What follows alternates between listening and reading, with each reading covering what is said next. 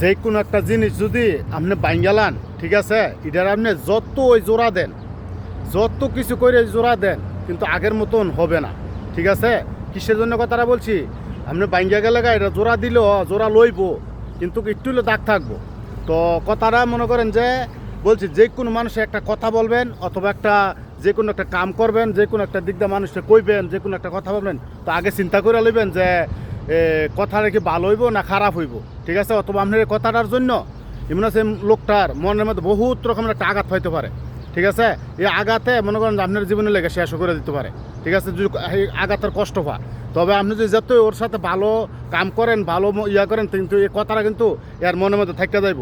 অথবা বউ, মা, বাপ যেটা হোক, আপনি অবশ্যই চিন্তা করে কথা বলবেন এবং অনেক চিন্তা করে মনের মধ্যে একটা জিনিস রাখবেন। কারণ আপনি বাঁচবেন কয়দিন, বাঁচার কোনো মানে ইয়া না যে দুনিয়ার মধ্যে চিরজীবন আপনি থাকবেন।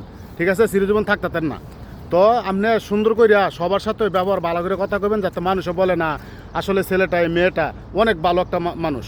ঠিক আছে, তো মন ভাঙ্গা আর হইলো মসজিদ ভাঙ্গা বলে এক সমান কথা, কিন্তু আপনারা খুব শেয়ার সুন্দর করিয়া মনে করেন মানুষের সাথে কথা বলবেন এবং মানুষের সাথে মানে সুন্দর ব্যবহার করলে এটা ভালো হয়।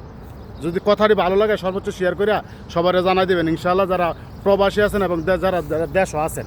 ঠিক আছে, ভালো থাকবেন ইনশাআল্লাহ। আসসালামু আলাইকুম ওয়া রাহমাতুল্লাহি ওয়া বারাকাতুহু।